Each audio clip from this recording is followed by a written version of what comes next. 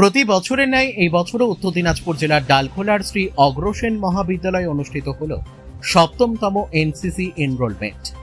NCC government of youth organisation. NCC করলে ৩ বছরের military training পাবে এবং যুবককে অনুশাসন ও ইউনাইট কিভাবে হতে হয় সেটাও শেখানো হয়। মিলিটারি ট্রেনিং সহ বিভিন্ন ধরনের প্রশিক্ষণ দেওয়া হয়, যার ফলে একজন যুবককে মানসিক ও শারীরিক বিকাশ ঘটে, যার কারণে একজন যুবক দেশের সেবার জন্য প্রস্তুত থাকে। যে কোনো সমস্যা হলে কিভাবে সামলাতে হবে এই জিনিসগুলো ভালোভাবে প্রশিক্ষণ দেবে ন্যাশনাল ক্যাডেট কর্পস। দেশপ্রেম, শৃঙ্খলা ও নেতৃত্বের গুণাবলী গড়ে তোলার লক্ষ্যে এই এনরোলমেন্টে অর্থাৎ ভর্তিতে অংশ নেয় বিপুল সংখ্যক ছাত্রছাত্রী। এদিন সকাল থেকেই কলেজ প্রাঙ্গণে ভিড় জমাতে শুরু করেন উৎসাহী ছাত্রছাত্রীরা। কলেজের এনসিসি ইউনিটের উদ্যোগে নির্ধারিত নিয়ম মেনে এনরোলমেন্ট অর্থাৎ ভর্তি প্রক্রিয়া সম্পন্ন হয়। শারীরিক সক্ষমতা যাচাই, দৌড়, উচ্চতা ও অন্যান্য প্রয়োজনীয় পরীক্ষার মাধ্যমে যোগ্য প্রার্থীদের নির্বাচন করা হয়।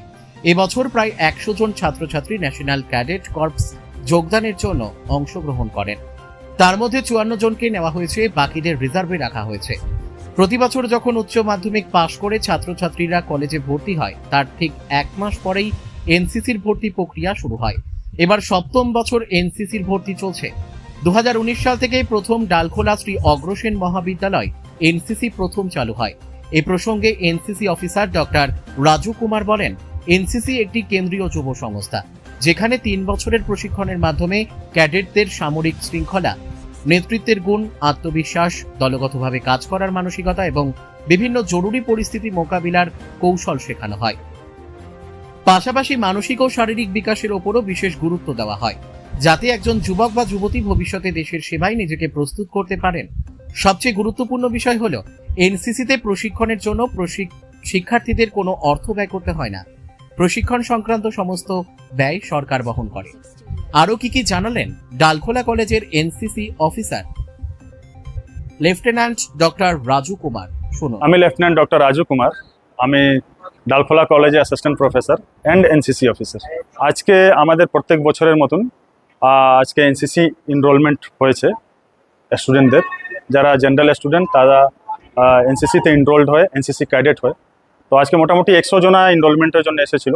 সেখান থেকে আমাদের যেটা ভ্যাকেন্সি আছে 54, সেটা 54 সিলেক্ট হয়েছে অ্যান্ড আদার্সগুলো আমরা রিজার্ভে রেখেছি। এটা আমাদের কলেজ ক্যাম্পাসে হয়েছে। কলেজ গ্রাউন্ডে আগে ফিজিক্যাল টেস্ট হয়েছে, running, push up, physical test হয়েছে, সিট আপ হয়েছে and after that written test হয়েছে।